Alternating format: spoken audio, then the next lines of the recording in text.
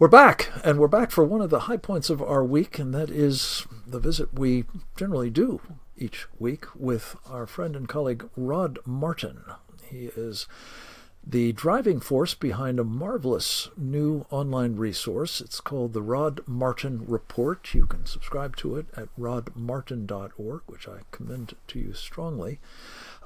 You will find at his page, rodmartin.org, a variety of other resources, some by guest authors, many by himself, all of them fascinating, and not a few interviews that he's doing. We no longer have a corner on the Rod Martin market, as it turns out. He is now being lauded by the likes of Charles Payne at Fox Business and our folks and friends at NTD most recently. And Rod, welcome back. It's good to have you with us. We appreciate, in addition to all of that, your chairmanship of the board of the Institute for the American Future, which, as I'm fond of pointing out, makes this program possible. We're deeply grateful for that help as well.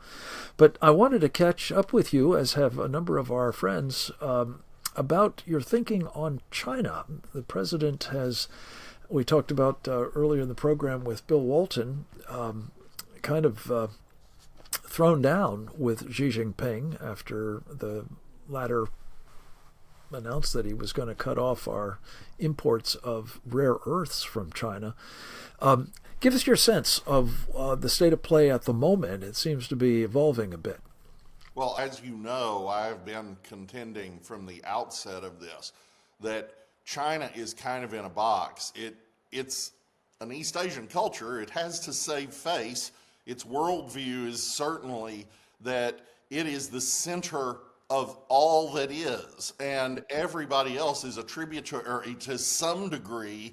And of course, your degree of civilization is directly proportional to how close you are to China. And so, this is not really a compatible worldview with Westphalian nation states. And so, given that, they want to act big and bad, and I don't blame them. I mean, makes sense, and certainly they have real security threats. We are absolutely a real security threat to them. We're just not going to attack them. So they need Taiwan, from a strategic point of view. The first island chain is suffocating from their point of view. I get it. I understand it. But there's a limited degree to which Xi can act. He can go to full-scale war, obviously, and you do a brilliant job of detailing just how dangerous that is. But if he doesn't do that, then he's stuck with some limited tools, and one of them is this rare earths thing that he saber-rattled about over the weekend, and apparently there was some quick talking, and, Trump says, oh, he was just having a bad day. But what he was threatening to do, of course, was to constrict rare earths exports to basically everybody aligned with us. And this is not acceptable. Modern economies run on these things. That was a specific promise that Trump extracted from him, that he would not do that back in the summer. And so here we are again. And it looks like we're probably back on track, because at the end of the day, she has to sell to the U.S. consumer market. You can't replace it with the Congo. You can't replace it with Ethiopia. It's just not going to happen.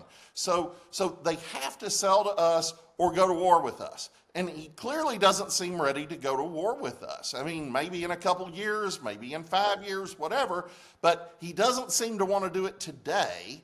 So I think he has to back down, and I think he probably just did. At the same time, why did he do it? Maybe just as simple as pulling a hard line position out of thin air at the end of a negotiation that is actually on track. And I suspect that's how Trump chose to take it, whether that's true or not. Well, he did respond rather forcefully in the first instance, and that may have contributed to some, adjustment, shall we say, in the trajectory. The other thing I would... That's exactly my point. They can't afford 100% tariff from the United States. They just can't. They could go to war, they can go to the extreme option, but short of that, 100% tariff on Chinese goods into the United States means the pretty quick collapse of the Chinese manufacturing economy. There's just no way to keep the lights on. Not even in those dark factories that are all run by robots. It's just not going to work for them. They're going to have inventory numbers that are insane. And so they just absolutely have to come to a deal if they don't want to start firing off their various weaponry. Well, and just to pick up on that point, Rod, as I mentioned with our previous guest, Bill Walton, the options that Xi is putting into place to fire off, to use your expression, various weapons inside the United States is a matter of concern. Yes. You mentioned our efforts to sort of showcase these things. We did a very important webinar. We discussed it a little bit earlier, but if people want to check it out, I really encourage you to do so. PresentDangerChina.org, again, is where you can find it. Subscribe to these. They're a very, very important resource on all these various threats. But Rod, the point of this is, presumably, as goes back to Sun Tzu's time, the Chinese would prefer to win without fighting if they can do it. And the key issue for our purposes is, could they get away without having to get into a kinetic war and still achieve the goal of taking us down by simply creating, through various means, attacks on the grid, or the kinds of drone activities that could be weaponized and devastating on our military here, to create conditions under which they could win without actually fighting us directly, at least. Quickly, your thoughts on whether that's part of the mix here? I think as long as Donald Trump is in the White House, that's not impossible, but highly unlikely, because they actually think he would hit them and hurt and not stop till he won. So speak softly and carry a big stick actually works. If you elect another Joe Biden, if you elect another Barack Obama, they can get away with anything, and they will try. And it's just a matter of when it seems good and right to them. They're very patient. They are patient. That's part of the problem here, is they've been patiently building these kinds of capacities, including, and shame on us for not responding more promptly to it, the kind of supply chain dependencies that they've been exploiting massively and will continue to do so if they can. Rod Martin's in the house. We're going to take a short break. We'll be right back with much more with him. You're not going to want to miss his ideas on SpaceX and more right after this.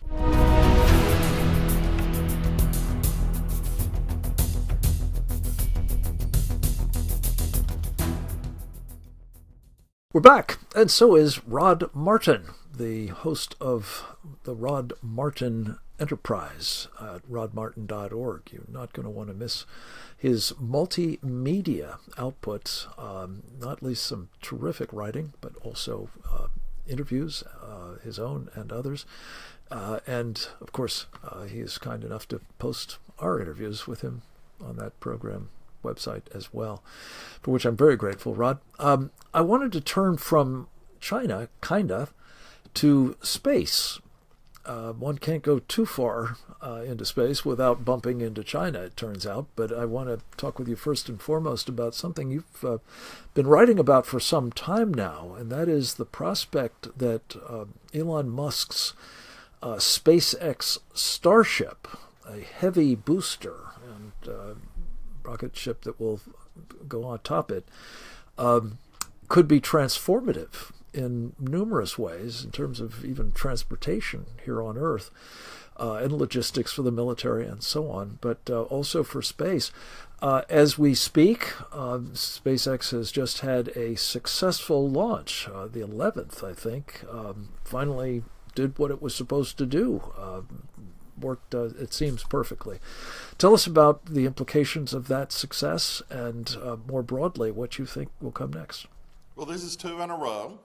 Test Flight 10 was exceptional as well. And so all of this is progressing. It's a little behind schedule, but this is a radical new technology. I mean, people think, oh, it's a rocket. We've been doing that for a long time. No, nobody has ever done anything like this. And this is somewhere in between Apollo and Star Trek. I mean, it's absurd. What a giant leap Elon is attempting here, largely with his own money and pulling it off. So, okay, why? First of all, you can travel with a shocking amount of stuff or people basically anywhere in the solar system, which includes, of course, Mars. Everybody knows he wants to colonize Mars, but it also includes Earth. So you're talking about passenger transport between New York and London in about 26 minutes with a ticket price around what we pay today on an airliner. That won't happen next Tuesday, but that's coming actually pretty quickly. Likewise, you don't build one of these or 10 of these, you build thousands of these. And his Star Factory in Starbase, Texas is designed to kick out one a day. So you're talking about, let's say hypothetically, the Pentagon buys 1,000 of these. You could deploy everything we put in Saudi for the Gulf War. It took 6 months or more. You could deploy all of that in an hour. Now, you still got to get it to the launch site, so you still got to set all that stuff up. But, the U.S. military has been pretty effective at deploying new technologies over the last century. I'm not too concerned about those details. The details that matter are, can you get this thing to work? And Starship, not the one that they're testing today. And by Starship, we mean that upper stage, that great big spaceship on top of the Super Heavy booster. That Starship is designed, let's say in the 3.0 version, to carry about 200 people. Well, I mean, you launch a couple of these fully loaded, and you've just sent more people into space than all of humankind has done since 1960. It's just absurd. So this is a transformative thing. It brings the cost of transport down just unbelievably. It just very shortly ago, it was about $10,000 per pound to orbit. Now we're talking about a few dollars, and it just changes everything. Jeez. So, Rod, as I said, China has its own ambitions in space. They seek, it seems, to control both the Earth-Moon system, as I think they call it, and the moon itself by colonizing it, presumably at the South Pole, where we're told there's ice and therefore water and therefore the ability to, do a lot of things, both on that object, that lunar object, as well as from there. How does SpaceX and its product line sort of change the equation, perhaps, for what may be otherwise a dominant position for the Chinese in space? It already has. And just to give you an idea, the Chinese still haven't managed reusability. Well, Elon's been doing reusability with the Falcon 9 now for almost a decade, and it's just extraordinary. I mean, it brought the cost of launching. And reusability means that booster basically is brought back to Earth and refurbished and refueled and sent back up. Shoot it off again, and again and again and again and again. So, like, for example, if we were to do what I was talking about earlier, we're going to fly to London on Starship. The way we've always done that, not that you could have done that, but if you had tried, the way we've always done it before is you get on an airliner and you buy a ticket and you go, and then you get on a plane and you come back. Okay, the way we do it with NASA is we build an airliner to go to London, and then we scrap it at the end of the flight, and we build a new one. I mean, it's like, do you have any idea what the cost differential is here? It's insane. Yeah. So especially if you're doing them one a day. for heaven's sake. Has transformed that, and he's got years of operating experience. And I was actually having breakfast the other day with a Blue Origin engineer. That's Jeff Bezos's rocket company, and he had previously worked for Boeing.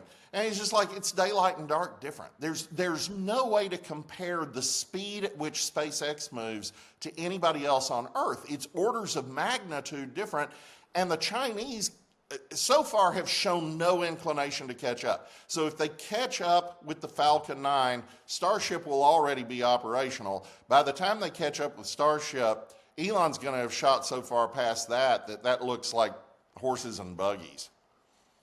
From your lips to God's ears, my friend, let us hope that Elon Musk and the private sector in this country is going to keep us in the game. Well, Elon and Gwynne Shotwell really need good security.